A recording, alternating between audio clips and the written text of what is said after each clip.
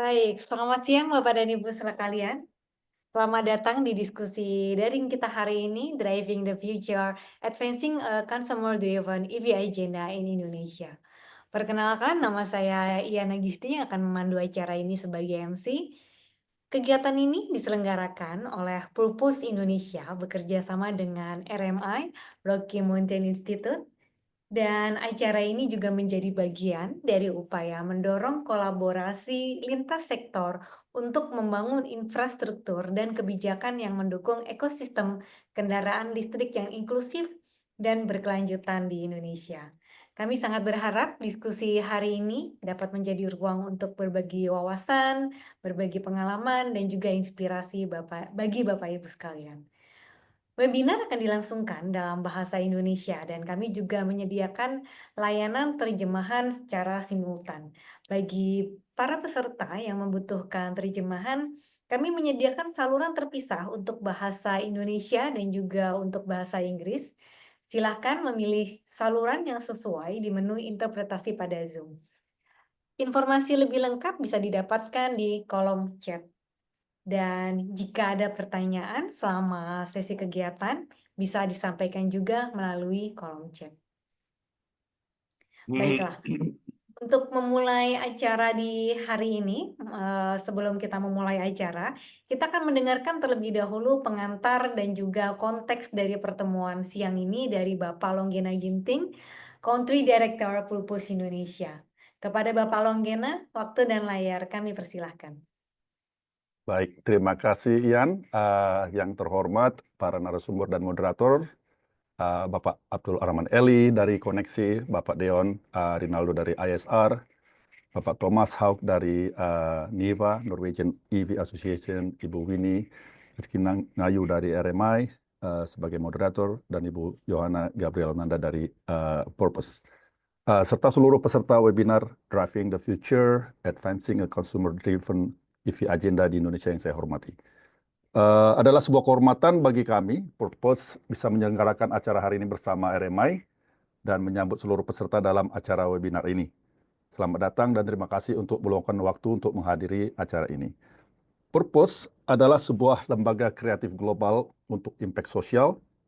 Purpose menggunakan storytelling dan kampanye kreatif untuk membangun partisipasi, serta membangun gerakan serta narasi yang diperlukan dalam mempengaruhi pengambilan keputusan serta sebuah perubahan. Hal itu juga sejalan dengan tujuan webinar ini, di mana kami melihat pentingnya partisipasi masyarakat luas dalam membangun sebuah kebijakan publik, termasuk dalam pengembangan kebijakan kendaraan listrik maupun transportasi yang ada di Indonesia. Kami mengamati bahwa perspektif konsumen masih kurang terwakili dalam kebijakan maupun narasi dalam penggunaan kendaraan listrik di Indonesia. Nanti kita bisa dengar lebih jauh tentang ini dari social listening yang kami lakukan di Purpose. Sementara itu kita tahu untuk memenuhi kebutuhan dan tantangan konsumen sangat penting dalam menciptakan ekosistem kendaraan listrik yang kuat, inklusif, dan berkelanjutan. Webinar ini bertujuan untuk menjembatani gap tersebut dengan mendorong diskusi seputar agenda dan kebijakan kendaraan listrik yang didorong oleh konsumen. Kita beruntung bisa mengundang Thomas dari Norwegian EV Association atau NIVA, sebuah organisasi pengguna kendaraan listrik di Norwegia yang berhasil membangun kebijakan yang didorong atau didrive oleh konsumen, pengguna dan pemilik kendaraan listrik di sana. Tidak hanya didorong oleh kebijakan dan kepentingan pemerintah maupun industri. Kami berharap sesi ini dapat memulai diskusi-diskusi terbuka mengenai pentingnya kebijakan yang berfokus pada konsumen dalam mencapai transisi energi yang berkelanjutan. Kita akan mendengarkan 4 paparan narasumber untuk memulai diskusi kita, yaitu Thomas dari NIVA tentang bagaimana peran mereka dalam mendorong kebijakan EV di Norway, dan Anda dari Purpose yang akan membagi findings tentang perbincangan apa saja ya tentang EV yang ada di sosial media. Bapak Deon nanti akan juga berbagi tentang bagaimana perkembangan pasar EV di Indonesia. Dan Bapak Eli yang sangat kita juga nantikan nanti bisa mendengar bagaimana proses pencepatan adopsi EV dengan mempertimbangkan kebutuhan konsumen. Dan webinar ini akan dipandu oleh Winnie dari RMI. Baik, demikian saya hari di sini. Semoga webinar ini bisa menjadi titik awal bagi kita untuk diskusi-diskusi lanjutan di antara para pengguna dan stakeholder lain agar kebijakan kendaraan listrik yang ada di Indonesia itu bisa mendorong sebuah kebijakan yang pro konsumen dan juga pro lingkungan. Terima kasih. Saya kembalikan kepada Ibu Yan. Baik, terima kasih banyak Bapak Longgena Ginting atas konteks yang sudah diberikan.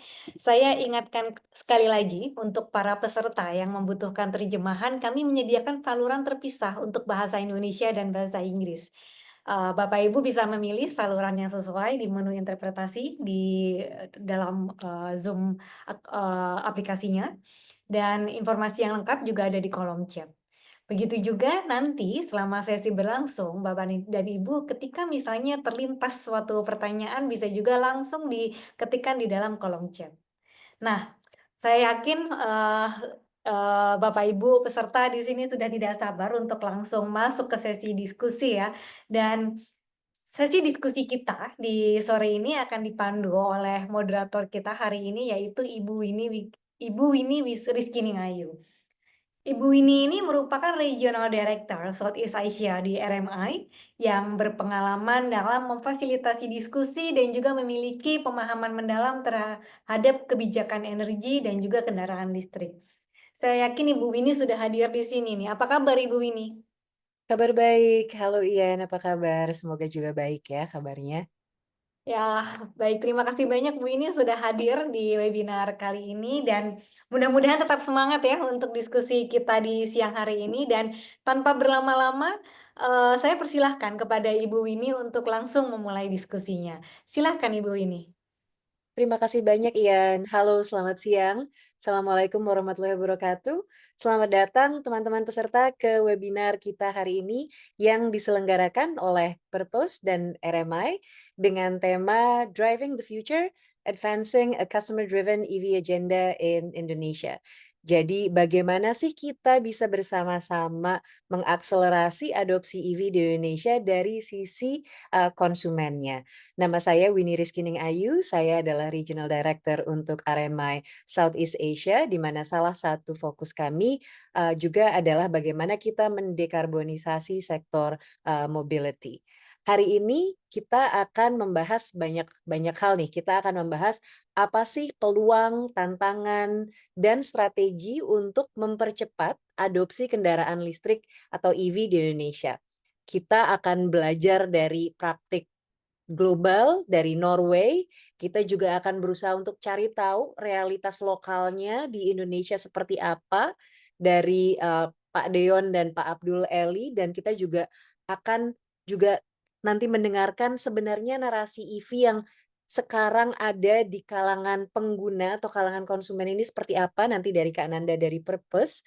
Kita juga akan sama-sama nanti berdiskusi bagaimana sih potensi ke depannya. Narasumber-narasumber kita yang luar biasa hari ini akan membagikan pandangan dan insight mereka. Nanti kita juga akan ada sesi tanya jawab yang interaktif. Seperti tadi sudah disampaikan, ada line penerjemah juga untuk teman-teman yang bisa dipilih melalui opsi interpretation di bagian kanan bawah.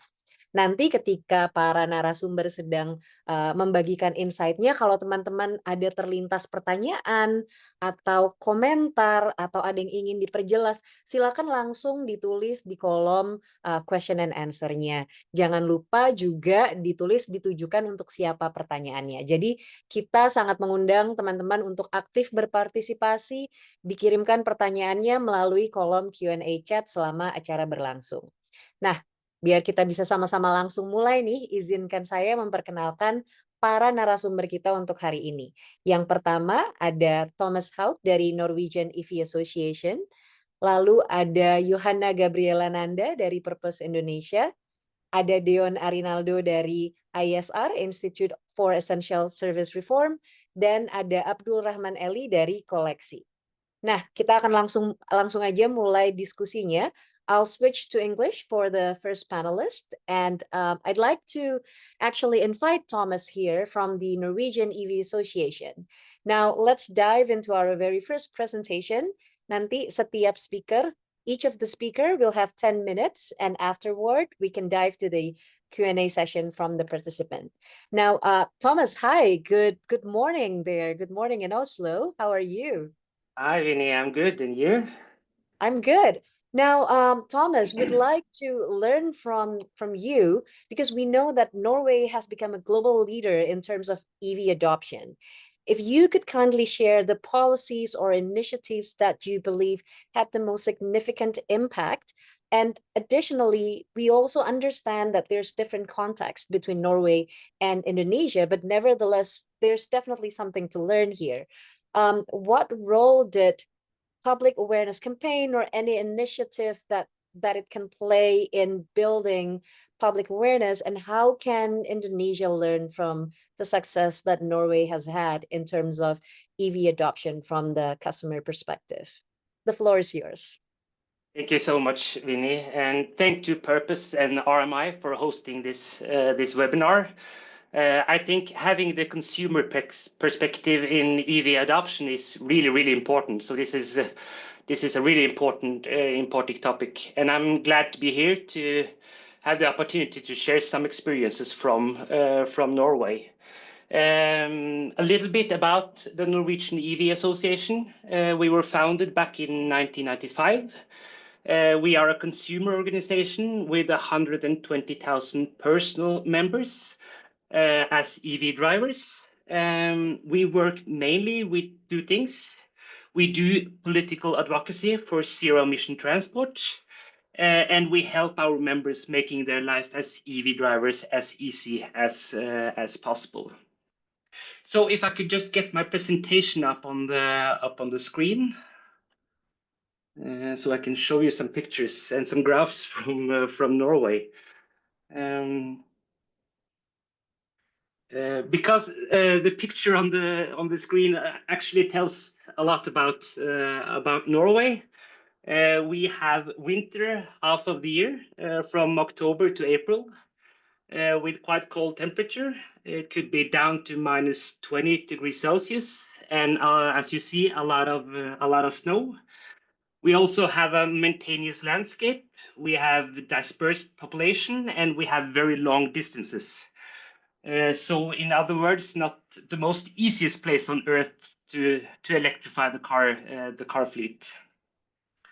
And if we could just get the presentation back on the screen. And then you can show slide number 2.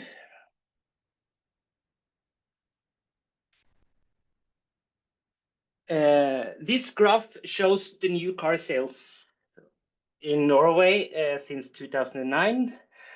The blue line shows the EV's share of the new car market, while the white line shows the development for the fossil cars. So in November 2024, we have an EV share of 89% of the new car sales market. And ICE cars, as you see, is down to 11%. And EVs here are only battery electric. So the hybrids, it's not included in those numbers. We have about 2.8 million cars on the road in total, and today about 26% of them are EVs. So about 800,000 EVs.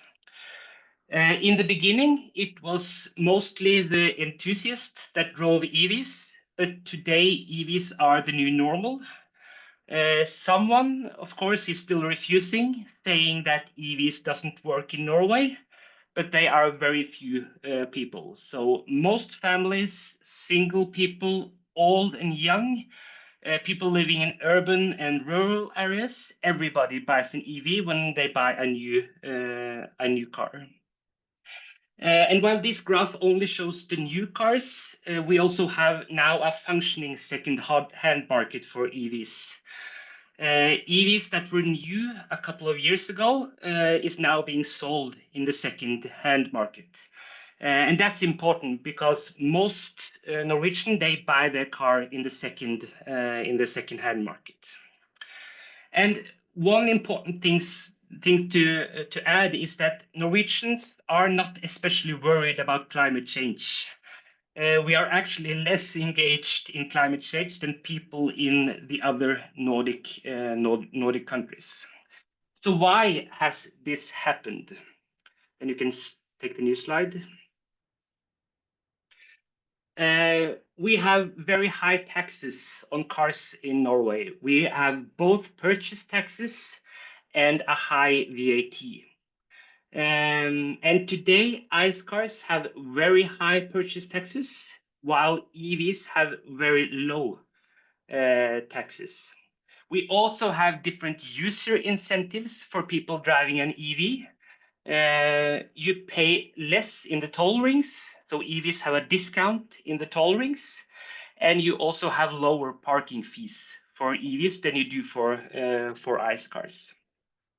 So in the Norwegian case, the relationship between policies and consumer behavior is pretty straightforward.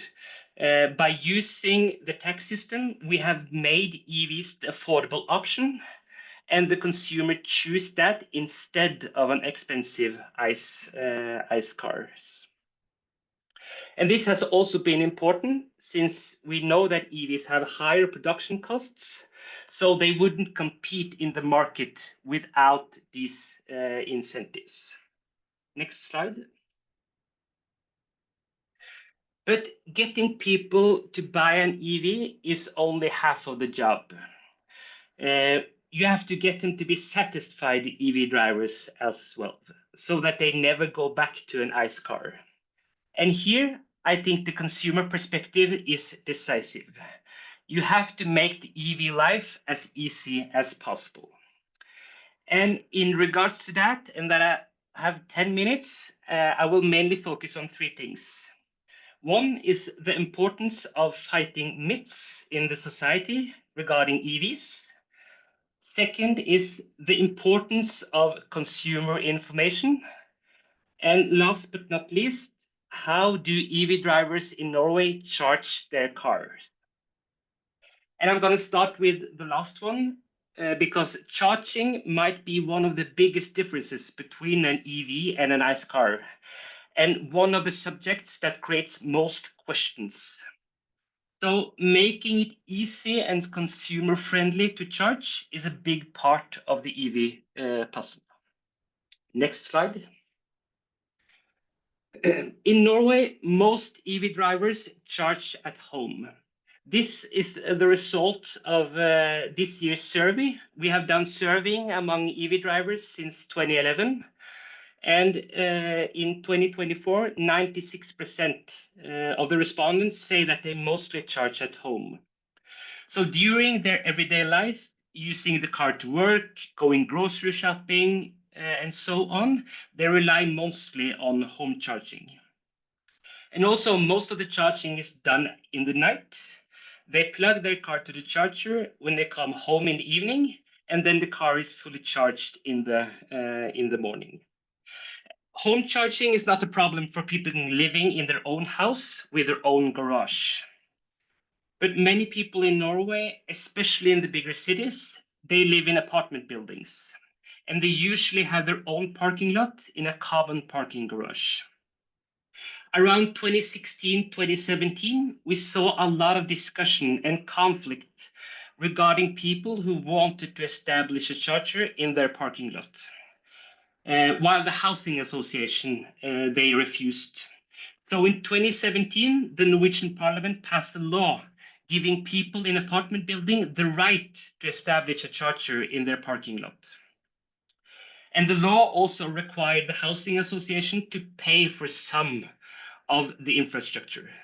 And the law was important for also making it possible for people living in apartment buildings to also drive an EV. And I think also that illustrates how we have worked not only with the car market, but also on other areas, making the EV life as easy as possible. Next slide. A little bit about fast charging. EV drivers in Norway mostly use fast charging on longer trips during the weekend and holidays, and not that much during everyday life. This graph shows the development of fast chargers. The column shows the number of chargers, while the orange line show how many EVs we have per charger. Today we have about 9,000 chargers. In the beginning, most of the chargers delivered between 15 and 150 kilowatts. But today, most chargers are high-power chargers, delivering from around 150 kilowatts and up. So the time at the fast chargers becomes less and less, and it's less and less time consuming to fast charge. Initially, some of the fast chargers were publicly funded, but that ended back in 2017. So today, the development is mainly driven by commercial companies earning money on charging. We, as the orange line shows, we have 88 EVs per charger, which is quite a low number. We don't think it will be much lower than that. Establishing a charger comes with a cost, so if the usage drops even more, it might not be much money to earn for the companies. Next slide.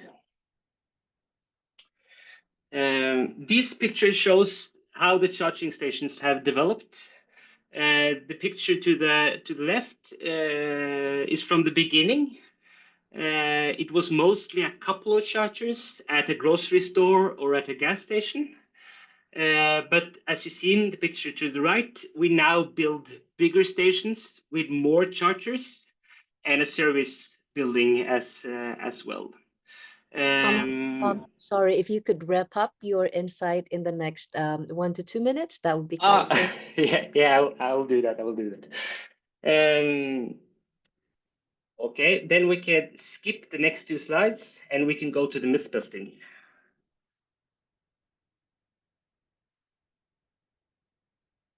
Did the technician hear that? If you can show the slides.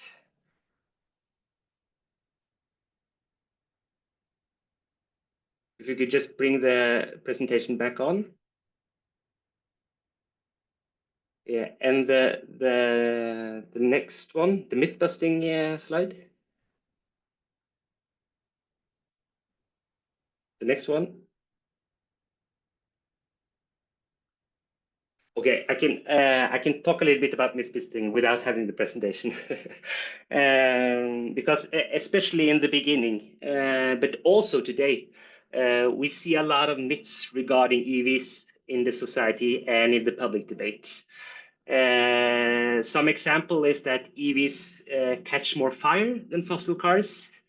EVs don't work in cold temperatures. EVs have low range and fast charging is low, and that EVs aren't that climate friendly. We have more of these myths as well. This is some examples. And NEVA, as a consumer organization, have worked a lot on meeting and busting these myths. For example, we spread information regarding EVs and fire. We show statistics that EVs doesn't catch more on fire than ICE cars. We are interviewing the fire department that says safe to drive an EV. So we are trying to meet these myths with facts. We also test cars to show that they work in cold weather, etc. So us participating in the public debate, it's much of what we do to meet this myths. And I think it's important also not to get these perceptions to get stuck in the society, because it will make the consumers uncertain and maybe choose an ICE car instead of a fossil car. And then the last, if you just can show me the last slide, and I will wrap up.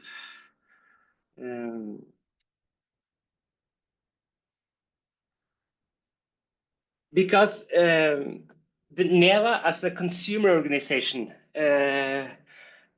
we have worked a lot of being here for the consumers. And I think that has been really important, because driving an EV and charging an EV is a new technology. So it's important that the new EV drivers have someone they could ask. How do I charge my car? How long range does my car have? My charger doesn't work. What do I do? So especially in the beginning of the EV adoption, the knowledge of driving an electric vehicle were limited. And a lot of people called our member service with all kind of questions. So someone that the consumers can call, I think it's has been really important in Norway. There, Vinny, that was my last slide, and I will gladly answer questions and look forward to hear the other speakers. Thank you. Yeah, thank you so much, Thomas. That is super interesting, especially for me, the very direct linkage between public policy and the impact to customers' adoption to EV. But you also talk about, the role of NEVA in not only doing myth busting, but also driving healthy conversation, being involved in public debates about EV, and as also providing knowledge on EV itself to foster the adoption. Now, we know that, there's a lot of myth out there about EV. There's also certain perceptions like on safety, range anxiety, and all that. And this is a very good segue. Ini adalah segue yang bagus untuk diskusi kita selanjutnya dengan Kak Yohana Gabriela Nanda dari Purpose. Karena kan Purpose sedang melakukan analisis narasi arus utama EV di media sosial Indonesia. Apa sih Kak sebenarnya narasi utama tentang EV di media sosial Indonesia itu? Apa saja narasinya, persepsinya yang ditemui ketika melakukan social listening? Dan ada nggak ya, tadi kalau Thomas bilang ada myth busting, ada nggak mungkin misinformasi atau kesalahpahaman atau public debates tentang EV yang kita perlu terlibat lagi untuk membangun kepercayaan konsumen dan confidence dalam mengadopsi EV? Silahkan Kak Nanda dari Purpose. Oke, thank you banget Mbak Winnie. Mungkin bisa dibantu oleh teman rekan operator untuk langsung aja di display. Oke, thank you so much. Iya, halo semuanya, selamat siang. Hari ini saya akan bercerita tentang insight-insights yang kami dapatkan tentang bagaimana sih orang Indonesia itu memandang EV dari social listening kami. Oke, next. Di sini kita bisa melihat bahwa ada 3 hal yang ingin kita lihat, yaitu yang pertama tentang overview tentang social listening kita, kemudian tentang temuan-temuannya, dan yang terakhir tentang takeaways ataupun rekomendasi yang ingin kita berikan pada pihak-pihak terkait. Oke, untuk overview-nya bisa next, lanjut. Kita menggunakan platform bernama Pulsar yang kita gunakan pada periode 1 September sampai 30 November, karena periode ini kita melihat adalah satu kuartal yang kaya. Kita melihat transisi dari pemerintahan lama menuju pemerintahan baru. Kita ingin melihat kebijakan mana sih yang ingin dipertahankan atau kebijakan mana yang ingin diubah, dan juga kita lihat bahwa periode ini adalah periode kampanye pilkada di mana masyarakat itu melihat narasi-narasi baru yang ditampilkan oleh kandidat-kandidat tersebut. Dan data yang digunakan adalah historical data dari X dan YouTube. Kenapa? Karena kebetulan data historical yang bisa diambil lebih dari 1 bulan oleh platform yang kami gunakan itu hanya menggunakan X dan YouTube yang lebih dari 1 bulan. Nah, untuk objektifnya kita ingin lihat skala dari percakapan itu seperti apa, apakah EV itu adalah topik yang menarik dan besar perbincangannya, siapa yang dibahas ataupun siapa yang terkait perbincangan itu, tone dan sentimennya seperti apa, narasinya seperti apa yang mendorong percakapan, siapa sih influencer yang menggerakkan percakapan itu, dan audiens kita tuh sebenarnya dari umur berapa, dari mana tinggalnya, dan juga tren-trennya seperti apa. Bisa next. Next. Oke, yang pertama kita lihat audiensnya. Ternyata ketika kita bicara soal EV di Indonesia, percakapannya masih sangat didominasi oleh laki-laki. Hampir 2/3 dari audiens kita adalah laki-laki. Kemudian secara umur yang membicarakan soal EV ini adalah Gen Z dan late millennials. Jadi anak-anak yang masih kuliah dan juga anak-anak yang fresh graduates, mereka yang sedang meniti karir menuju stabilitas, baru 5 tahun kerja, seperti itu, mereka lah yang tertarik dengan EV. Lanjut. Dan kita lihat bahwa ternyata isu EV ini masih sangat-sangat vokal dibicarakan oleh orang-orang yang tinggal di komunitas urban di Jawa. Jadi kita lihat bahwa lebih dari 50% tuh berasal dari Jakarta, disusul Bandung dengan 11%, Jogja dengan 10%, lalu kota-kota lainnya di Jawa juga. Jadi topik ini belum menyangkut pulau-pulau lain di Indonesia yang sangat luas ini. Lanjut. Nah, kita lihat siapa sih sebenarnya yang memberikan voice tertinggi di sini. Kita lihat, kita bagi secara 3 hal, yaitu volume, berapa kali mereka post, engagement, mereka engage berapa kali, ada berapa komen atau likes yang mereka dapatkan, kemudian impressions atau view. Nah, dari volume kita lihat bahwa 4 ini sepertinya adalah orang-orang sipil ya, tapi ternyata mereka link to government, mereka post banyak hal. Tapi udah ada template-nya, baik secara teks maupun gambar yang diposting di media sosial. Ini kita lihat juga semuanya dari platform X. Dan secara volume baru nomor 5 nih kita masuk ke media yaitu kompas.com. Nah, secara engagement hampir sama juga. Akun-akun sipil yang terafiliasi pemerintah ini ada 4 dari top 5 dan baru Indosat di nomor 3. Dan sedangkan secara impresi kita lihat karena ini sangat erat ya koneksinya dengan jumlah follower, views itu, maka secara impressions yang menjuarai di sini top 5-nya adalah dari akun-akun media. Lanjut. Nah, kalau kita ngomongin soal berita secara volume, ini ternyata mayoritas itu ada di X gitu. Jadi ada kompas.com, Detik Finance, dan Area Pintar, itu media kecil tapi mereka sangat getol ngobrolin EV. Kemudian secara engagement ini lebih fokus di YouTube, di CNBC, Kompas TV, dan Tempo.co, tapi engagementnya kelihatan kecil ya, kayak 13, 3, 2 gitu. Ini sebenarnya karena kita menggunakan keywords yang fokusnya kendaraan listrik. Mungkin kalau kita menggunakan keywords yang fokusnya mobil listrik, percakapannya, debatnya lebih seru, lebih banyak engagementnya. Kemudian impressions masih sama seperti tadi oleh teman-teman akun media. Lanjut. Nah, secara conversation over time kita lihat bahwa tiap bulan ini ternyata volumenya sangat berbeda ya. Kita lihat September ini sangat-sangat kaya dengan 2.900 percakapan, sedangkan di bulan Oktober dan November ini cukup anjlok ke 400-an percakapan saja. Dan kita lihat di sini ada beberapa tanjakan-tanjakan di mana konten-konten itu viral. Nah, tanjakan pertama pada tanggal 8 September itu adalah di mana akun-akun tadi yang saya katakan tadi itu menaikkan narasi soal statement Bapak Muldoko yang mengatakan bahwa beliau tidak mensupport insentif untuk hybrids, kendaraan hybrids.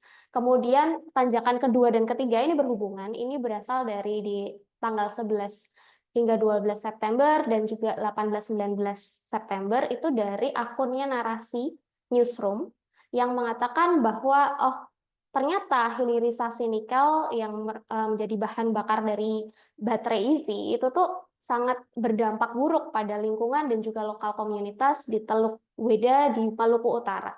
Dan ini menjadi sebuah konten yang viral. Nah, tapi itu konten yang viral itu ternyata masih menjadi lebih viral lagi di tanggal 25 dan 26 September yang tanjakannya paling tinggi ini. Ini ada orang, seorang buzzer yang mengambil video dari narasi newsroom tersebut dan melabelinya dengan narasi seperti ini. Kendaraan listrik ramah lingkungan adalah penipuan. Dan ini menjadi sebuah konten yang sangat viral dan di-repost secara masif, secara organik oleh masyarakat. Jadi ini adalah tanjakan di mana masyarakat itu benar-benar, konten viralnya itu benar-benar dari masyarakat, seperti itu. Nah, kemudian di tanggal 4 November, itu kita lihat juga 4 November dan 30 November itu ada narasi yang berasal dari pemerintah yang mengatakan bahwa yang pertama di 4 November itu statement dari Bapak Prabowo yang mengatakan bahwa untuk swasembada energi kita perlu menaikkan produksi minyak, konversi kendaraan bermotor ke kendaraan listrik, dan juga pengembangan biofuel. Dan kemudian di tanggal 30 ini lebih ke fokusnya bagaimana pemerintah ingin menggenjot partnership dengan pihak swasta untuk menaikkan ekosistem kendaraan listrik di Indonesia. Nah, terkait soal MIT nih, tadi yang juga dibahas, ternyata mulai dari tanggal 19 September itu mulai muncul narasi bahwa EV, kendaraan listrik itu prone to meledak gitu ya. Ini dimulai dari orang Indonesia yang mendengar berita-berita ledakan pager di Libanon sekitar pertengahan September seperti itu. Oke, bisa next. Nah, untuk percakapan sendiri ternyata di X itu jumlahnya hampir 10 kali lipat dari YouTube. Jadi ketika kita ingin membuat percakapan yang viral, percakapan yang menjangkau banyak orang, ini ternyata X itu lebih menjanjikan untuk kita berbagi ilmu ataupun berbagi narasi. Gitu. Lanjut. Kemudian dari lokasi tadi seperti yang saya katakan, karena ada sebuah akun, ada sebuah konten yang viral ya di September. Jadi mayoritas lokasi dari concern masyarakat itu ada di Maluku Utara, karena ada konten mengenai efek buruk hilirisasi nikel tadi ya. Dan kemudian di Indonesia itu adalah narasi-narasi dari pemerintah yang bersifat nasional seperti insentif EV, bagaimana infrastruktur dibangun, promosi-promosi konten lainnya. Oke, lanjut. Ya, nah seperti yang saya katakan tadi, ternyata driver yang menyebabkan percakapan-percakapan ini adalah pemerintah dan juga pihak swasta. Misal mereka mempromosikan benefit-benefit EVs. Nah, nomor 3 itu disusul oleh netizen, warganet yang mengkritisi kebijakan-kebijakan ataupun juga inovasi-inovasi dari kedua belah pihak tersebut. Baru selanjutnya ada asosiasi EV atau juga komunitas EV, terus ada NGO dan lain sebangsanya. Lanjut.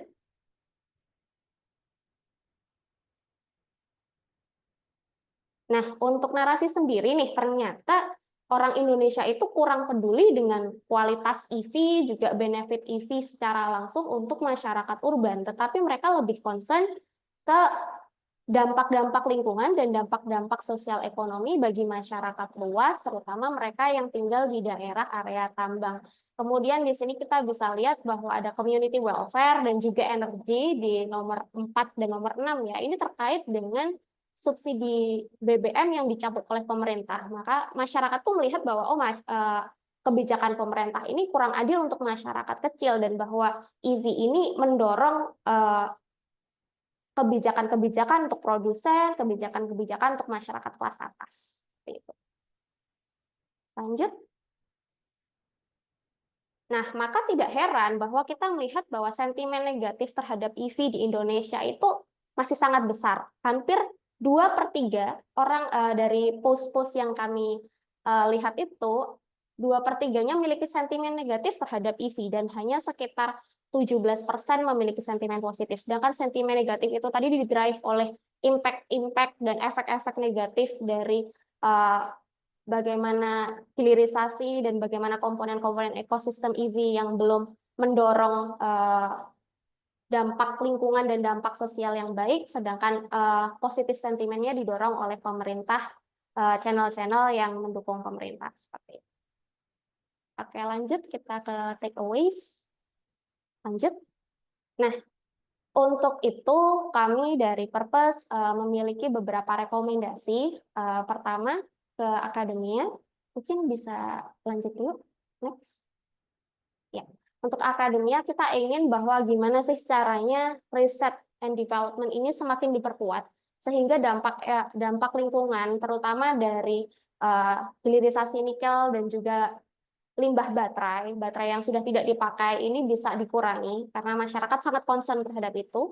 Kemudian dari pihak swasta kita juga ingin memberitahu pada pihak swasta bahwa ternyata orang-orang Indonesia itu akan lebih terbuka terhadap sebuah brand ketika mereka sudah mendirikan pabrik EV, pabrik baterai, karena itu akan meningkatkan employment untuk masyarakat Indonesia dan juga pihak swasta itu juga harus turut aktif menggunakan renewable energy karena ada sentimen bahwa kalau tidak menggunakan renewable energy apakah itu benar-benar ramah lingkungan seperti itu. Sedangkan untuk citizen kami menyarankan dan kita benar-benar menyemangati untuk terus mengadvokasi kepentingan kesejahteraan masyarakat, aksi-aksi iklim dan juga perawatan lingkungan sehingga masyarakat dan juga pemerintah serta pihak swasta itu bertanggung jawab terhadap industri EV ini. Untuk pemerintah, kita ingin agar masyarakat terdampak dan juga konsumer EV itu benar-benar di-engage. dilibatkan dalam pembuatan keputusan, pembuatan kebijakan, sehingga kebijakan yang dihasilkan benar-benar ramah lingkungan, benar-benar berpihak pada masyarakat, dan benar-benar berpihak pada konsumen. Dan pada media tentu saja kita ingin lihat bahwa ada reportase yang berimbang, yang memperkaya pemahaman masyarakat tentang opportunities, kesempatan-kesempatan dan tantangan-tantangan di industri EV, dampak-dampak baik dan juga dampak-dampak yang perlu kita minimalisasi. Seperti itu. Terima kasih.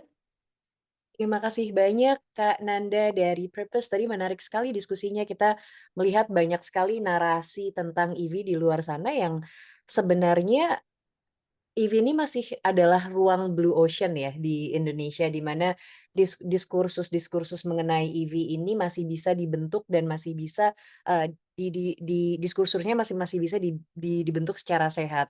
Tadi terutama banyak sekali peran-peran di mana pemerintah, swasta, dampak terhadap lingkungan, dampak terhadap komunitas itu harus diperhatikan. Jadi ini juga nanti kita bisa diskusikan bersama, tapi ini segue yang bagus untuk mengundang Pak Deon Arinaldo dari ISR nih, seorang pakar sistem energi. Kita pengen tahu di Indonesia itu sebenarnya realitas, kalau tadi kita sudah mendengar pendapat di media sosial di luar sana tentang EV, kita sekarang pengen dengar sebenarnya realitasnya seperti apa. Ada nggak sih tren-tren atau pergeseran atau pertumbuhan yang diprediksi untuk pasar EV di Indonesia di tahun 2025 ke depan? Dan ketika kita bicara tentang realitas EV di Indonesia, pastinya tidak lepas dari infrastruktur. Apakah kita siap infrastrukturnya untuk mendukung adopsi EV dari segi konsumen? Silahkan Pak Deon. Baik, terima kasih Mbak Winnie, terima kasih teman-teman Purpose dan RMI yang sudah menyelenggarakan webinar ini dan mengundang saya. Di kesempatan ini, sambil menunggu, saya menyiapkan beberapa slide ya, nanti jadi talking point.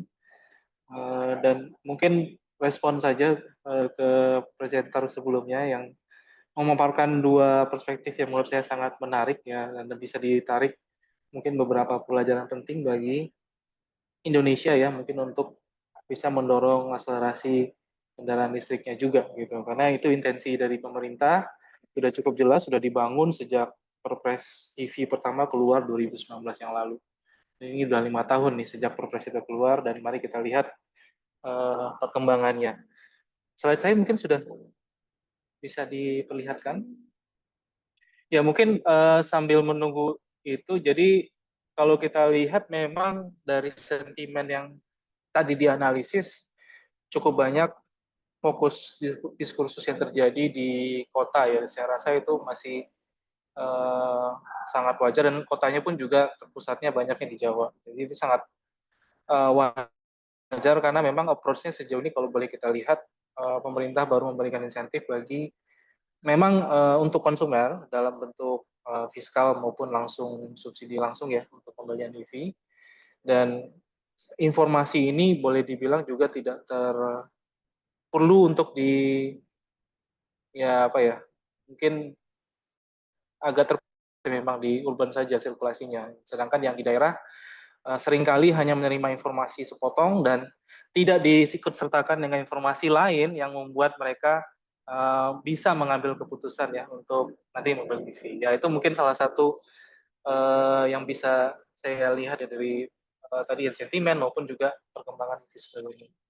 Nah, saya akan mulai dari slide pertama, boleh next slide saja. Slide pertama ini memberikan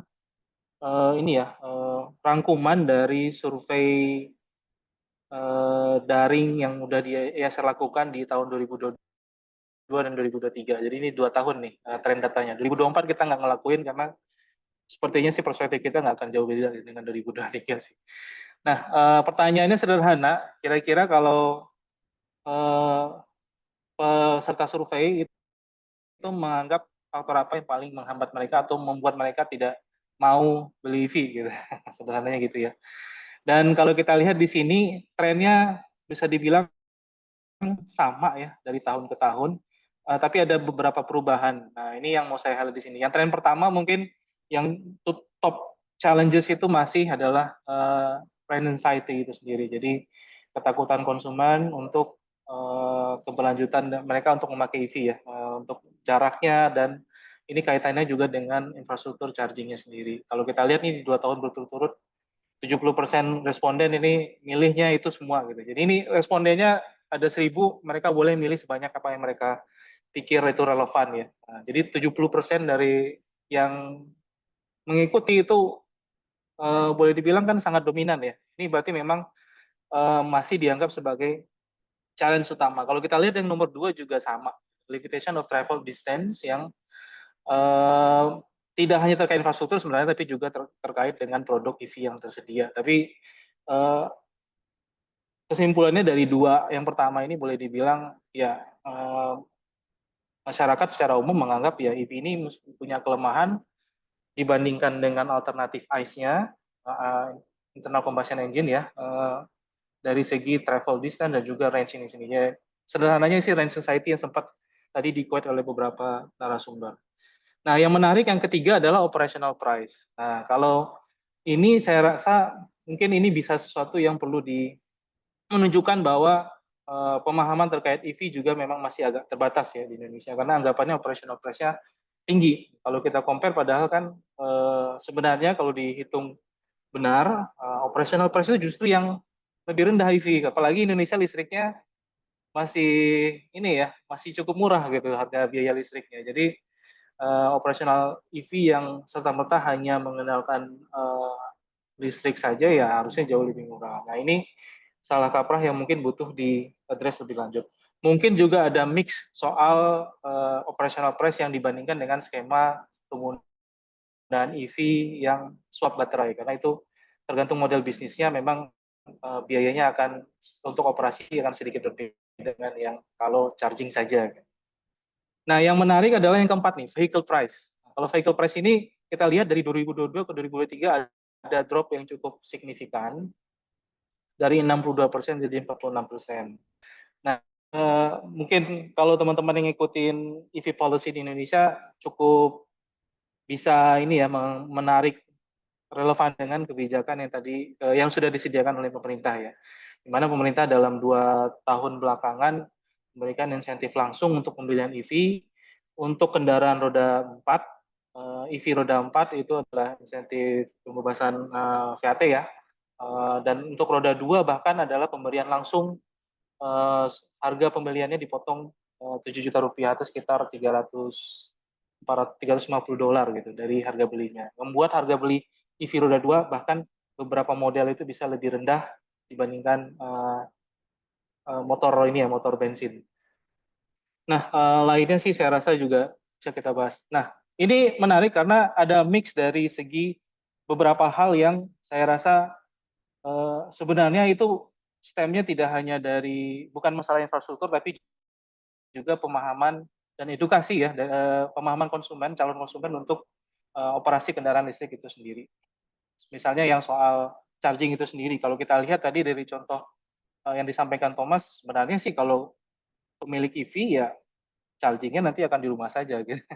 Tidak tidak perlu sebenarnya membutuhkan charging infrastruktur yang sangat banyak gitu yang berada di mana-mana untuk memastikan mereka bisa supply. Karena tapi memang untuk bisa itu sukses butuh perubahan perilaku dalam penggunaan EV. Nah, saya sendiri sebenarnya menggunakan EV juga walaupun masih motor ya. Setelah saya menggunakan EV memang ketika saya mengubah pola cara pakai saya dan memastikan bahwa motor saya itu listriknya tersuplai dengan baik ya tidak ada masalah dari segi operasi, itu sesuatu yang bisa dikelola gitu risiko. Jadi hal-hal seperti ini memang butuh diakselerasi edukasinya di Indonesia. Nah, sekarang seperti apa kondisi EV? Next slide. Ya, ini setelah dukungan pemerintah selama kurang lebih 3-4 tahun, terutama sih masifnya 2 tahun belakangan ya. Jadi kendaraan EV di Indonesia tumbuhnya cukup signifikan sebenarnya. Kalau kita lihat tumbuhnya dibandingkan tahun 2020 yang masih hanya hitungan ribuan, sekarang sudah hampir 190.000 ya ini. Nah, 180.000 totalnya. Total kendaraan roda 4 dan roda 2. Nah, roda 4 sendiri pertumbuhannya sangat signifikan di tahun belakangan. Kalau saya boleh bilang, roda 2 sendiri udah lebih dulu karena dari segi harga sebelumnya ada insentif pun roda 2 udah cukup masuk range price konsumen, daya beli konsumen di Indonesia ya, sehingga take off-nya lebih awal. Walaupun belakangan mungkin boleh dibilang nggak sesignifikan growth yang di tahun 2022 ke 2023. Nah, ini cukup perlu diapresiasi walaupun memang dari segi capaian masih jauh dari target yang sempat disebutkan oleh pemerintah. Walaupun kita nggak ada official target ya Indonesia, tapi yang disebutkan oleh Kementerian SDM adalah 13 juta kendaraan roda 2 dan 2 juta kendaraan roda 4 di tahun 2030. Nah, berarti gap-nya masih jutaan menuju 2030 dan kalau mencapai angka tersebut, sales EV-nya sebenarnya harus 100% ya, bahkan karena kita sales EV kita roda 4 itu 1 juta setahun, dan kalau mau 2 juta ya hampir, 2 juta berarti sekitar 20-30% lah ya sales EV-nya, salesnya harus EV gitu agar mencapai target pemerintah dalam beberapa tahun ke depan. Ya itu challenge yang sangat tinggi dan salah satu yang juga masih di-quote adalah yang terkait charging infrastructure. Charging infrastructure sendiri ini ada 2 ya, ada SPKLU dan SPBKLU.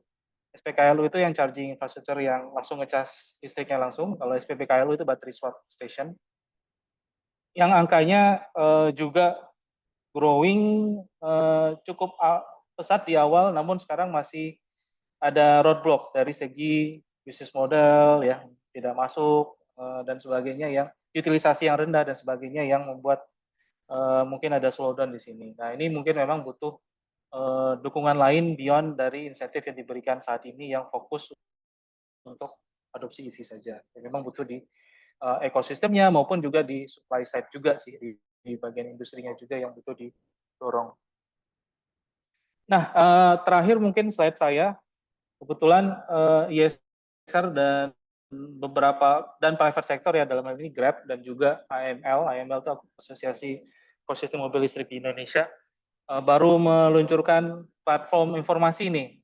Tujuannya memang untuk memberikan informasi yang lebih dalam terkait kendaraan listrik, model-model apa sih yang ada di Indonesia saat ini, kira-kira harganya berapa, teman-teman atau masyarakat umum bisa mengunjungi platform ini untuk mencari tahu informasi itu, membandingkan harga bahkan, dan juga mendapatkan testimoni ya, testimoni dari beberapa pengguna EV itu sendiri. Harapannya sih ini beberapa dan juga pembelajaran dari Thomas tadi yang disampaikan bahwa myth busting itu butuh dilakukan juga, karena beberapa hambatan itu munculnya memang karena kekhawatiran yang muncul dari informasi yang kurang akurat diterima oleh masyarakat. Nah, silakan dikunjungi situsnya infomolis.id. Infomolis ya cukup straightforward ya dari namanya, mudah-mudahan bisa mudah jadi referensi bagi kita semua. Ya, demikian, dan mungkin satu poin ya untuk konsumer juga saya rasa yang jadi poin utama adalah karena EV saat ini memang boleh dibilang masih addressing konsumer yang di urban yang punya kemampuan untuk beli kendaraan, sedangkan mungkin untuk sebagian besar Indonesia portfolionya kan sebenarnya penggunanya sepeda motor. Dan pengguna sepeda motor ini kan sebenarnya ada banyak nih tipenya. Mulai dari saya yang di urban yang pulang balik kantor ya, sampai mungkin yang ibu rumah tangga yang antar anaknya sekolah, yang mungkin tidak akan menemukan kendala dari segi operasi EV.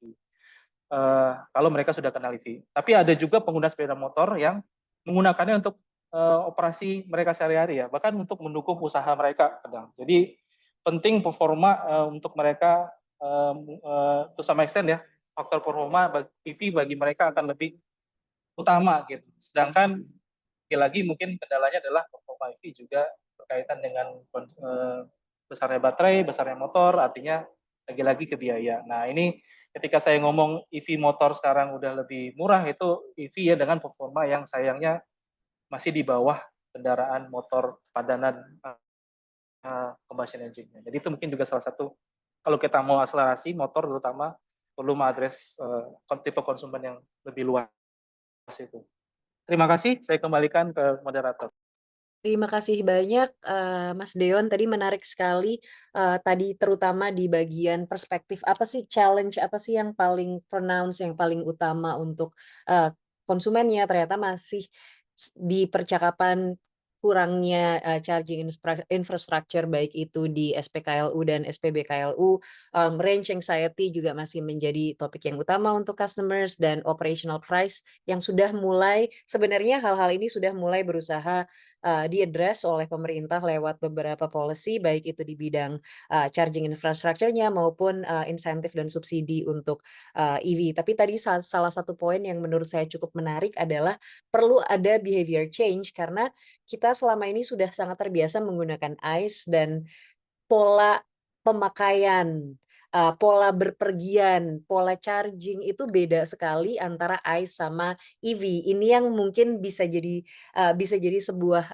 ruang untuk teman-teman purpose think tank seperti misalnya ISR dan lain-lain, local stakeholder, asosiasi untuk sama-sama, bagaimana sih kita driving behavior change ini. Dan tadi saya suka banget ada platform infomolis.com tadi yang menurut saya ini mirip sekali dengan tadi di Niva di Norwegia yang bertujuan untuk providing knowledge, menyediakan informasi-informasi. Jadi bukan cuma myth busting tapi juga informasi yang diperlukan nih karena salah satu poin dari behavior change kan juga mulai dari awareness dulu. Informasinya ada apa enggak dan sudah mudah didapatkan atau tidak. Nah, ini pas sekali karena kalau kita ngomongin tentang penggunaan nih sepertinya paling pas memang ngobrol dengan Pak Abdul Rahman Eli, sebagai perwakilan dari pengguna EV lokal nih. Sebenarnya kalau dan Pak Abdul Eli juga merupakan bagian dari EV ecosystem juga, bukan cuma dari asosiasi. Tapi kalau kita boleh, menajamkan sebenarnya kalau kita lihat dari sisi penggunanya terutama, insight yang didapatkan dari selama ini, lewat, asosiasi pengguna, atau perkumpulan pengguna, tantangan terbesarnya apa sih yang dihadapi saat ini? Dan kalau kita tadi ngomong bahwa tantangan-tantangan ini nggak bisa sendiri, bagaimana kolaborasi antara pemangku kepentingan EV lokal dan pemerintah itu bisa membantu mengatasi hambatan-hambatan tersebut? Silahkan Pak Abdul Eli, the floor is yours.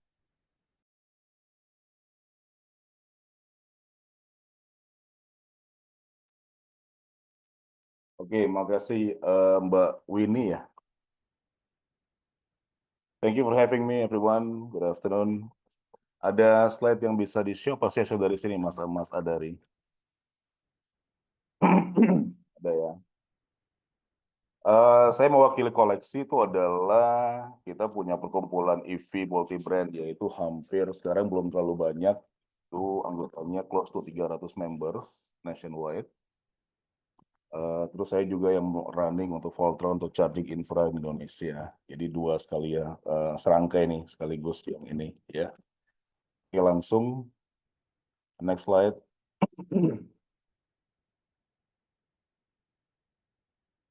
Nah ini intinya gini, tadi kan saya ikuti teman-teman dari beberapa pembicara awal, 3 awal itu kan semua terkait angka-angka juga ya.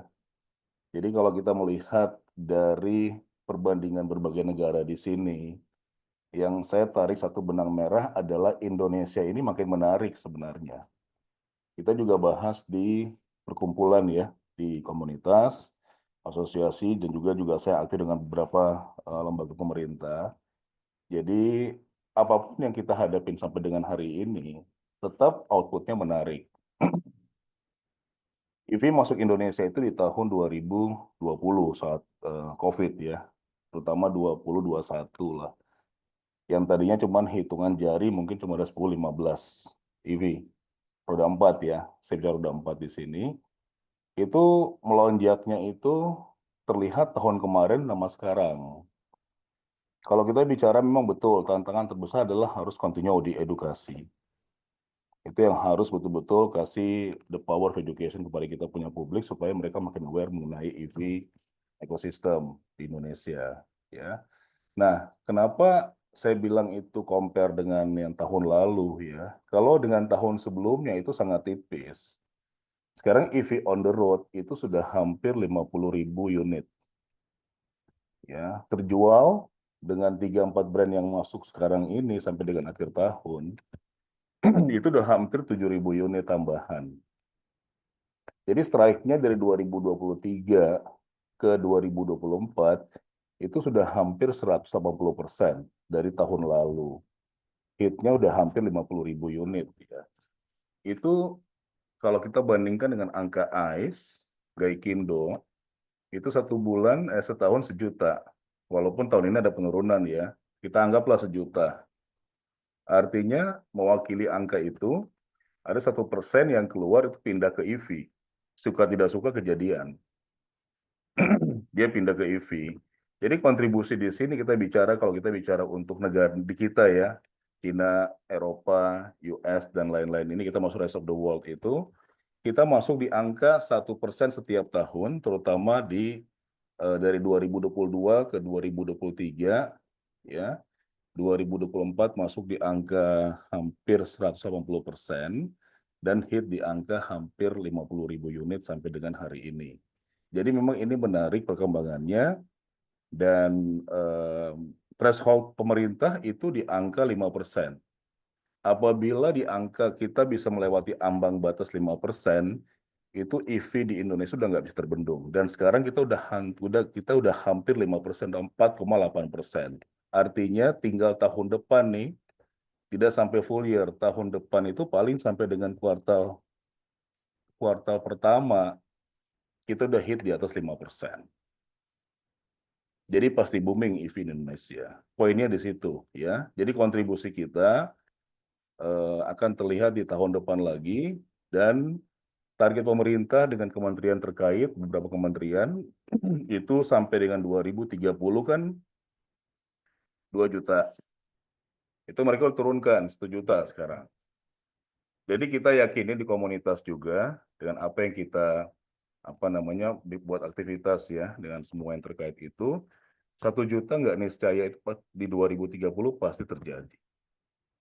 Bisa next slide, Mas. Jadi growth-nya sangat kelihatan di kita ya. Bisa lanjut. Itu tadi saya bicara mengenai EV-nya ya. Jadi to be short 5% dapat di tahun depan di kuartal 1, dan tahun depan itu kita prediksi setiap tahun akan naik 200% increment sampai dengan 2030, dan bisa mencapai 1 juta dan lebih dari untuk EV-nya. Ya, kalau sekarang kita bicara 1 juta mobil listrik, 1% kan 10.000 ya. 10.000 kan. Nah, tahun depan kita melihatnya bisa lebih 1%. Karena insentif terus berjalan, pemerintah terus ngasih kemudahan. Yang kedua, lokal konten selalu makin banyak yang masuk sehingga drop price 40%, dan harganya makin afford. 300-400 juta di masyarakat, jadi mereka punya kemampuan untuk membeli EV yang sudah beredar di Indonesia gitu. Charging infra di sini, ini data Gaikindo ya. Tadi yang saya bicarakan lebih awal, 1 jutaan nih ya, di angka di ranking sekian, kita masih kalah dengan Thailand ya. Tapi ini angka akan bertahan terus, 1,2, 1,1 jutaan ini, tahun depan kita yakin akan balik ke 2025, dan paling enggak 1% itu pasti transisi pindah ke EV, Mbak. Mulai sudah terjadi tahun ini, tahun depan juga pasti pindah ke EV setiap tahun gitu. Jadi tidak ada penurunan, cuma sudah ada mutasi, sudah ada hijrah ke EV. Ya. Oke, lanjut ke next slide. Ini yang berikutnya infrastruktur nih ya. Nah, infrastruktur kita juga sudah bikin survei. Memang behavior consumer consumer behavior beda-beda ya. Kalau di Indonesia, kita suka bicara sama komunitas tuh begini. Seenaknya kopi di rumah, pasti nyari kopi di luar, itu aja. Jadi tidak akan sama dengan Norway, 97% cas di rumah kan. Kalau di kita karena beda weather ya, beda demografi, beda lifestyle. Jadi kita melihatnya most likely akan 50-50. Walaupun dia punya home charging, dia pasti akan cas di rumah 50%, dan setengahnya masih hobi doyan ngecas di luar. Jadi infrastruktur di kita itu sangat dibutuhkan juga di luar untuk mereka yang suka ngecas di luar. Nah, sampai dengan hari ini, combining pemerintah dan swasta itu udah hampir 1.600, udah hampir 3.000 charging station sampai dengan tahun ini, ya. Tahun depan akan bertambah, tapi toh juga masih kurang ya, karena kita melihat kalau memang EV-nya makin nambah, kalau tahun depan itu sekarang di angka katakan 50.000, tahun depan itu kalau dia tambah 5% saja udah 150.000. Kita ambil skala 1:10, artinya sampai dengan 2030 kita masih membutuhkan paling tidak 100.000 charging station kan. Jadi memang masih kurang kebutuhan sampai dengan 2030. Yang kita harus berlomba-lomba untuk bantu mereka supaya bisa ngecharge nyaman di luar. Jadi sekarang kurang lebih 3.000-an lah charging yang ada di Indonesia, itu combining pemerintah dan swasta. Oke, lanjut, saya nggak detail ke ACDC. Ini sebaran yang di tiap-tiap daerah yang beratnya memang bobotnya masih banyak di Jabodetabek ya, dan di kota-kota besar di Jawa. Jadi kalau tadi yang awal dari Simbanya bilang itu ada skeptis yang daerah Jawa, yang secondary city, itu memang kita juga dengar hal yang sama, karena memang kenapa edukasinya belum terlalu melebar sampai ke sana. Tapi kalau Jakarta, Bandung, itu udah, Surabaya itu sudah pada aware mengenai EV. Oke, lanjut Mas.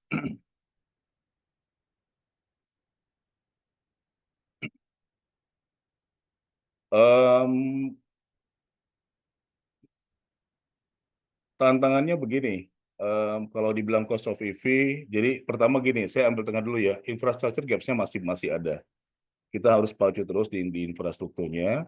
Terus yang kedua, yang ketiga adalah paling kanan itu masalah consumer awareness. Kita harus continue edukasi dengan berbagai macam cara, dengan berbagai pihak supaya kita bisa delivery all this knowledge atau information yang tepat kepada ke masyarakat gitu. Ya, cost of EV sudah sebenarnya udah affordable, cuman memang tadi mereka masih pertaining hal-hal yang karena mungkin belum terlalu dalam ya. Jadi bagi mereka itu dibilang EV sudah ada ya 400 juta gitu, belum ngeh juga. Padahal sudah ada angka-angka segitu, 300 juta, 400 juta gitu ya. Dan trennya sekarang udah berubah. Kalau kita melihat tahun lalu, 2 tahun lalu, sampai dengan tahun lalu, itu EV jadi secondary car. Ya, sekarang udah enggak Mbak, jadi primary, udah enggak secondary lagi. Once jadi primary, dia udah suka dengan segala apa yang dia pakai di EV itu, dia rasakan manfaatnya, dia pasti kasih rekomendasi bagus untuk ke next-nya beli pasti EV lagi. Jadi terbentuk dengan sendirinya, ya. Tapi lagi-lagi begini, di komunitas kita selalu bikin coaching klinik. Ya, kita selalu bikin namanya tuh knowledge kayak knowledge bonding begitulah ke masyarakat gitu. Dan di samping kita ngasih itu juga mereka terbentuk culture sendiri, akhirnya oke lah ternyata enak juga pakai EV gitu. Ya dia pindah dengan sendirinya, itu udah mulai kebentuk di kita. Tapi terutama kota-kota besar ya. Lanjut Mas. Nah, solusinya yang di sini yang saya mau tegas sampaikan adalah ya semua pihak harus kolaborasi aja. Ya, baik itu ATPM ya, charging providers, terus financing company buat ngasih leasing mobil dan segala macam itu saling kolaborasi.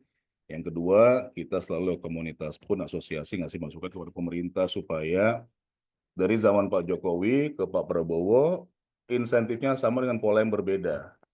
Tapi tidak banyak tidak berubah, malah dapat keringanan lagi, jadi harusnya nggak ada masalah. Jadi solusi ini harus sama, cuman memang kita harus saling bantu supaya kenapa? Terjadi standarisasi antara first city sama secondary city itu sama-sama merata. Supaya nggak ada kesenjangan gitu. Ya, kayak sekarang kita bicara nih, saya bicara sama Kementerian Gatrik ESDM, ya. Mereka ada mau set satu policy baru, saya juga ikut audiensinya, supaya charging station itu tidak harus di tempat daging saja, harus menyebar merata. Jadi mereka mau bikin policy lagi, revisi permen itu, pasang 10 charging station di tempat daging, harus pasang 2 tempat tulang. Jadi kalau kita pasang 10 di Jakarta, harus punya 2 di Tulungagung. Contohnya begitu. Supaya di sana juga ada kebagian hype-nya gitu. Tidak hanya orang nggak punya keraguan lagi kan, mau pasang itu AC atau DC, kembali itu ada satu policy akan dibikin supaya saling bantu. Memang bisnis harus bikin profit untuk yang tempat-tempat yang basah gitu ya, tapi juga mereka juga fokus supaya penyebarannya lebih cepat ke daerah-daerah rural. Ya. Itu saya kira itu aja dulu ya. Saya kira di next slide terakhir. Siap. Iya, itu dulu ya. Thank you. Terima kasih banyak Pak Abdul Eli atas insight-nya. Tadi ada 3 poin penting sih di solusi, tapi menurut saya yang paling salah satu isunya adalah policy dan insentifnya harus tepat guna. Tepat gunanya bukan cuma dari sisi industri, tapi juga dari sisi user, dan bagaimana kita memperluas sebaran EV tersebut. Karena kayak range anxiety tentu saja berhubungan langsung dengan charging infrastructure di sebelah mana. Kalau tadi analoginya Pak Abdul Eli, daging sama tulang itu rasionya tuh harus mulai dipikirkan. Bagaimana EV tidak hanya berpusat di urban, karena tadi sesuai dengan listening yang dilakukan purpose, sepertinya EV ini kalau di konsumen, dari sisi konsumen masih di isu yang sangat urban sentris gitu. Bagaimana kita mulai memikirkan agar kebijakan-kebijakan dan insentif kita tepat guna. Nah, sekarang kita akan masuk ke sesi tanya jawab. Saya switch pakai bahasa Inggris. Now we're going to go to dive deeper into the question and answer session. We have around 15 minutes for this. Thank you so much for joining the session. And there's several questions, but I will start with a question for Thomas. There are question from 3 different participants, Thomas, that I will try to synthesize here. The first one is the dynamic of EV market in Norway. How dynamic is the EV secondhand market, and how is your EV secondhands being evaluated, whether it's from like battery life cycle, BMS, and all that. And the second question is on the adoption of EV for commercial vehicles in Norway. And if we're looking at your graph, 2016 is the starting point where EV start to hike in Norway, and whether is it only for passenger car or this is for commercial vehicle as well. And the third question, and I'll help you remember this, the third question is on the policies that helps the deployment on charging station, as well as the policies that help government manage to the government manage the subsidies, because as we know, the EV sales increase. Does it mean that the subsidies increase, and how does the government deals with this? Okay, I think we can start with the last question, the third one about the policies. And if I understand the question correct, and correct me, Vinny, if I've misunderstood, but in the beginning, the EVs didn't pay any purchase taxes. They didn't pay any VAT at all. But the last couple of years, they have started to lower the subsidies a little bit. So now the EVs pay a little bit more VAT, and they also pay a little bit more purchase taxes, but still lower than ICE cars.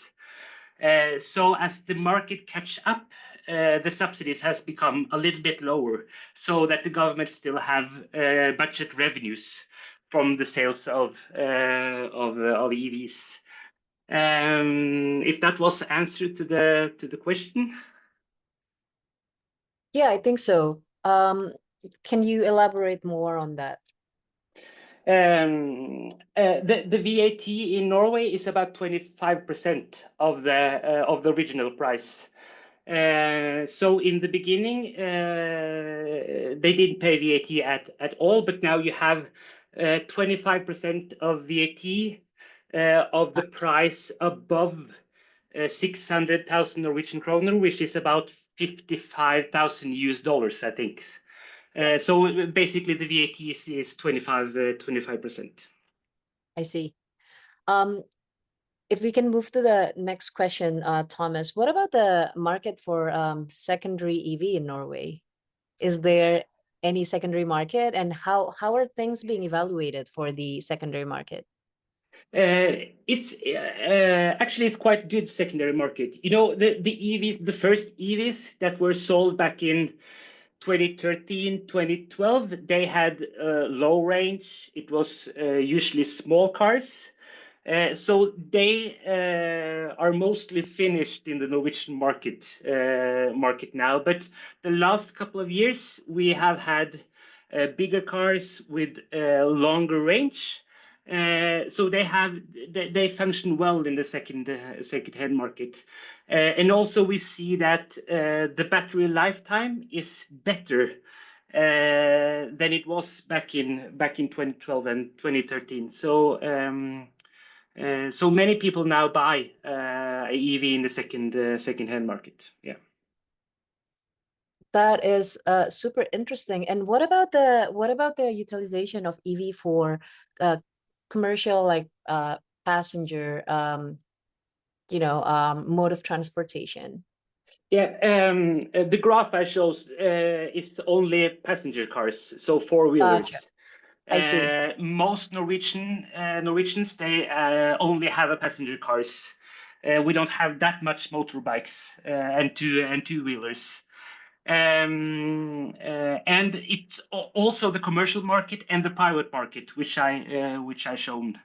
We have had some. The commercial market has been lagging a little bit behind, especially vans. You know, bigger vans that transport goods and stuff. So the share of EVs in that market has catched up for the last 2 second years when cars with good range finally reached the market. So now we have the EV share in new car sales market is high also in the commercial market. Yeah. Right. And if we're also circling back to the graph that you shared, there's the uptick is 2016, right? Where EV is starting to penetrate and like hiked up in the Norwegian market. Is there any significant policy change, incentive, subsidy that really helped the uptake around 2016? I think the fact that we saw a large increase and uptake in 2016, it's about the models on the market. Up to 2016, the market was mostly small cars, which was a good second use or the car number 2 for households. But around 2016, we saw more models coming into the market. We saw Tesla with longer range. We saw Nissan Leaf, which is also a popular car in Norway. So I think it was more about the models than it was about the politics. Yeah. Gotcha. Thanks a lot, Thomas. And I'm sorry for the Azan background. But if we can move to the next speaker, Deon, if I can switch to Indonesia back, I guess there's a question on the deployment of charging station. Apa sih kebijakan yang paling mempengaruhi deployment charging station di Indonesia? Dan apakah so far kita sudah ada observasi pemerintah punya nggak sih strategi untuk instalasi charging station untuk tadi kalau di poinnya Pak Abdul Eli agar bisa lebih merata, jadi di tempat-tempat yang populasinya lebih tinggi? Ya, terima kasih Mbak Winnie pertanyaannya. Ya, untuk charging station ini menarik karena ya pasti selalu pertanyaannya apakah make sense untuk deploy charging station, EV-nya belum banyak, ya, chicken and egg questions ya. Mungkin butuh strategi khusus sih memang untuk deploying charging station. Nah, yang pertama tentunya kita harus bisa memastikan atau misalnya memberikan arahan bagaimana charging station ini bisa terutilisasi dengan baik. Berarti ini artinya apa? Artinya dari segi tipe dan juga penempatan ini jadi penting. Nah, ini kaitannya dengan bisnis model nanti. Bisnis modelnya kayak apa? Apakah nanti kita bisa menarik investasi untuk charging station dan ini bisa memberikan return yang menarik sehingga deployment-nya jadi lebih banyak. Nah, ini yang memang belum ada kajian yang lebih dalam saya rasa di Indonesia, karena konteks mobilitas di Indonesia juga data informasinya juga masih agak terbatas. Ada beberapa konteks yang jadi catatan ya, misalnya kalau saya ambil dari cerita saya tadi, yang pertama kalau hanya untuk kebutuhan sehari-hari sebenarnya charging station irrelevant ya, irrelevant is just a matter of ketika orang sudah beli EV-nya mereka akan sadar bahwa ya nggak relevan juga charging station-nya gitu. Paling saya butuhnya kalau saya lupa aja, dan itu dengan habit seharusnya itu sesuatu yang tidak akan terjadi gitu. Ya mungkin hanya di inner city ya mungkin mall dan beberapa tempat yang di mana orang bisa menghabiskan waktu cukup lama itu jadi consideran untuk pendapatan charging. Ya itu sudah terjadi sih. Nah yang agak unik kan misalnya konteks untuk travel yang lebih jauh. Nah ini yang pasti membutuhkan charging station untuk kondisi passenger vehicle. Ya misalnya kita ambil contoh Lebaran gitu. Iya, Ini betul. kan sangat unik di Indonesia, yang mana mungkin konteks pembangunan charging station-nya untuk memenuhi Lebaran saja sih nggak make sense gitu kan. Hmm. Itu kejadiannya sekali setahun, ngapain kita bangun charging station untuk memenuhi kebutuhan Lebaran saja. Nah, ini klasifikasi atau clustering dari tipe penggunaan charging, kapan orang akan menggunakan, tipenya kayak apa ya. Dan ini yang butuh ditentukan dulu dan biar bisa dibangun strateginya. Ini siapa yang akan menyediakan? Apakah private, apakah ini atau sebagainya. Saya rasa itu Oke. butuh jelas ya agar bisa strategi. Nah, yang lainnya yang bisa dilakukan adalah kerjasama dengan beberapa penyedia service ya, transmobilitas atau logistik gitu. Ini sudah ada contoh sukses ya sebenarnya. Kalau kita lihat SPBKLU itu kan tiba-tiba nambah banyak itu karena sebenarnya ada ya kita sama-sama tahu kalau orang Indonesia ya salah satu penyedia mobilitas ya aplikasi ride hailing yang juga menggunakan EV di fleet-nya. Yang ini membuat mereka juga membantu menyediakan charging infrastruktur juga. Saya rasa ini bisa dikonsider juga replikasinya di konteks logistik misalnya, yang membuat penempatan charging ini kan pastinya akan untuk memenuhi kebutuhan travel atau driving yang agak jauh ya antar kota bahkan. Nah ini mungkin bisa jadi salah satu strategi. Oke, ini menarik sih. Aku juga pengen mengundang Pak Abdul Eli ke conversation ini. Ada pertanyaan yang buat Mas Dion, tapi menurut saya pengen juga dengar insight industri ini. Yang pertama tadi tentang pemerintah data real time SPKLU, SPBKLU dan sebarannya, tapi yang lebih menurut saya yang juga menarik untuk dibahas adalah yang kedua. Apakah kita punya champion nih di pemerintahan baru? Mungkin Pak Abdul Eli sebagai orang yang memang di industri dan di ekosistem, apakah sudah punya insight kira-kira champion barunya EV di pemerintahan yang sekarang nih siapa sih? Ini pertanyaan menarik. Kalau saya gini, saya kan di industri juga ya. Jadi basically nggak pengaruh ya kalau saya lihat. Karena gini, it's a focal point someone has done before, right? Karena gini, kenyataannya gini, investasi makin banjir Indonesia. Cuman sekarang tuh beda leadership aja. Kalau dulu ada vokal 2, ya kan? Dulu kan ada stereo, sekarang mono. Mononya banyak gitu. Tapi mononya kerja. As simple as that gitu loh. Karena kenyataan betul kan investasi makin masuk ya. Tahun ini 2025 coming akan masuk lagi 10 brand. Kemarin Gaikindo bikin seminggu itu udah masuk, udah launching 3 brand duluan, tinggal 7, ya kan? Dan kenyataan orang SPK udah makin banyak gitu. SPK kemarin 3 minggu terakhir itu udah ada hampir 8.000 Mbak yang beli mobil listrik gitu. Ya, dan kita baca berita, kalau gini, kalau dulu kan kemarin kan semua diborong ya. Satu news channel kan. Kalau sekarang tuh semuanya diam tapi bergerak. Jadi saya pikir sama aja. Kita nggak tetap berjalan, cuman memang nggak ada yang vokal aja untuk saat ini semuanya sama. Dari saya komennya begitu sih Mbak Winnie.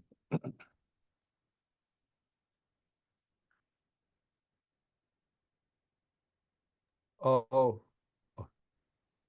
Halo.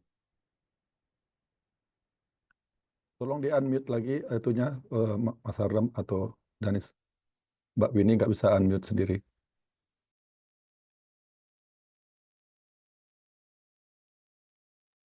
Udah oke ya Mbak Winnie ya? Udah? Ya, oke. Baik, kita sambil menunggu mikrofon dari Mbak Winnie menyala kembali. Terima kasih Pak Abdul Eli sudah merespon pertanyaan dari Mbak Winnie. Dan bersamaan mungkin fasilitator dari webinar, Mas Hardam atau Mas Danis bisa dibantu Mbak Winnie untuk unmute mikrofonnya.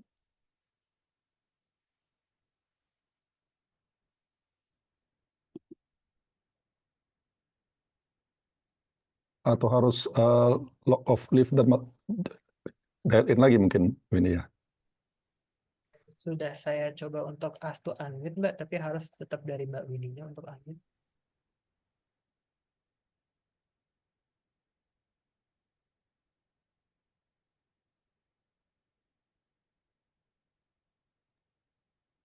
Mungkin di leave dulu Win dan nanti call lagi mungkin dial lagi.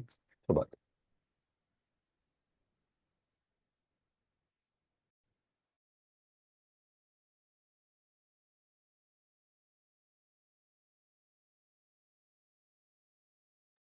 Sepertinya nggak bisa ya.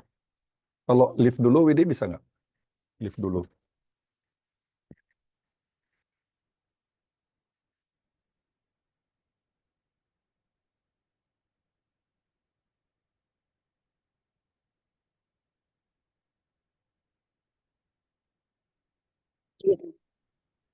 Saya masuk lagi lewat handphone karena nampaknya sinyal Wi-Fi-nya agak-agak bermasalah.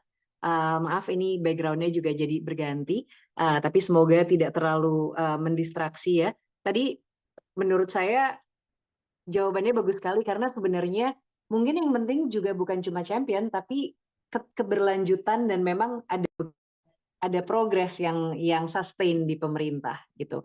Karena kita waktunya sudah mau habis, mungkin satu lagi sebelum kita wrap up, yaitu untuk purpose nih, untuk Mbak Nanda. Ketika kita mau melakukan lebih banyak lagi listening atau lebih banyak lagi inisiatif-inisiatif berbasis konsumen di Indonesia, ada nggak sih area yang belum kita explore? Kalau tadi kan mungkin fokusnya di urban, terus percakapannya juga tadi ada profil tersendiri dari populasi. Ada nggak sih area yang kita bisa explore di percakapan EV ini? Apakah memungkinkan misalnya kita untuk reach out ke kalangan-kalangan yang sebelumnya belum aware terhadap percakapan EV ini? Silahkan. Ya, menurutku ini adalah sebuah opportunity, kesempatan yang baik sih, karena kita lihat bahwa banyak champion, banyak studi ini memang masih sangat urban sentris. Padahal mungkin di Jawa saja, di rural area mungkin belum tersentuh juga oleh EV.